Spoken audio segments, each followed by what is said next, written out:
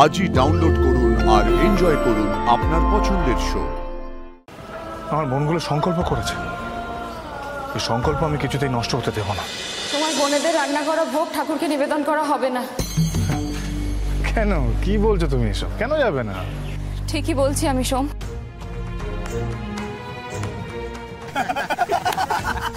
ঠিক হয়েছে, বেশ হয়েছে।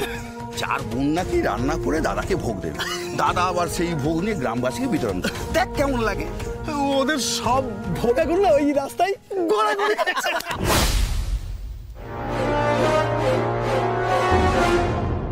আমার বোনেদের রান্না করা ভোগ ওরা মাটিতে ফেলে দিয়েছে। তাই তো শুনলাম। আমার বোনেরা কত কষ্ট করে আনন্দ করে ওই ভোগ রান্না করেছিল। যারা ওদের আনন্দকে চোখের জলে পরিণত করেছে না, তাদের কাউকে আমি ছাড়বো না, কাউকে না। সোম, তুমি একটু মাথা ঠান্ডা করো। কি বলছো পার্বতী? তুমি এত কিছু হওয়ার পরে বলছো যে মাথা ঠান্ডা করে রাখতে? হ্যাঁ বলছি, কারণ মাথা গরম করে কোনো লড়াই জেতা যায় না। আজকে সারা গ্রাম জানে যে মন্দিরে দত্তবাড়ির ভান্ডারা রয়েছে। এখন যদি সময় মতো ভোগ মন্দিরে না পৌঁছায়, তাহলে তো তোমার পরিবারের অপমান, তোমার বোনেদের অপমান। সমস্ত বাজে অসভ্য লোকেদের পেছনে সময় নষ্ট না করে আমাদের উচিত এটা দেখা যে মন্দিরে যাতে সময় মতো ভোগটা পৌঁছায় আর মানুষের পাতে ভোগের অন্ন পড়ে। ঠিক বলেছো পার্বতী, তুমি একদম ঠিক বলেছো। আমার বোনগুলো সংকল্প করেছে, এই সংকল্প আমি কিছুতেই নষ্ট হতে দেব না, কিছুতেই না।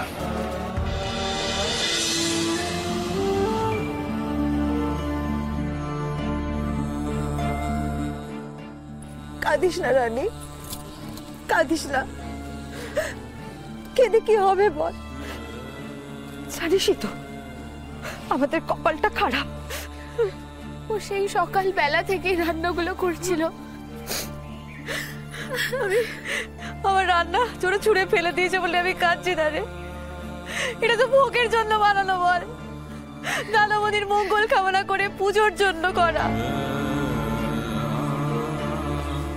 কিন্তু কিন্তু আমি ভাবছি ওই মানুষগুলোর কথা যারা যারা জেনে আসবে যে দত্তবাড়ি থেকে ভান্ডারা দেওয়া হয়েছে মন্দিরে, সেই ভান্ডারাতে খাবার খেতে আসবে।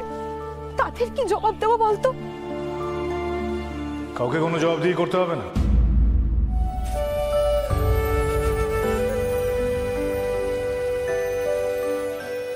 দাদামণি, দাদামণি ওরা আমাদের সব ভোগ ফেলে দিয়েছে। শুনেছি। ও দাদামণি, এবার কি হবে? কি আবার হবে? প্রত্যেক বছর যা হয় ঠিক তাই হবে। এবছরও দত্তবাড়ি থেকে ভান্ডারা যাবে। হ্যাঁ, পার্থক্য শুধু এটাই থাকবে যে প্রত্যেক বছর সোমেশ্বর দত্তর বোনেরা তার দাদার জন্য তার মঙ্গল কামনার্থে ভগবানকে ভোগ নিবেদন করে। এবছর সোমেশ্বর দত্ত তার বোনেদের মঙ্গল কামনার্থে ভগবানকে ভোগ নিবেদন করবে।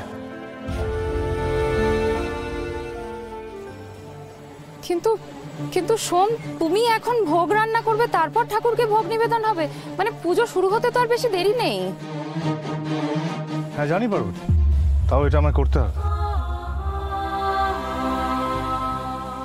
যেভাবেই হোক এটা আমায় করতেই হবে আমার বোনেদের জন্য।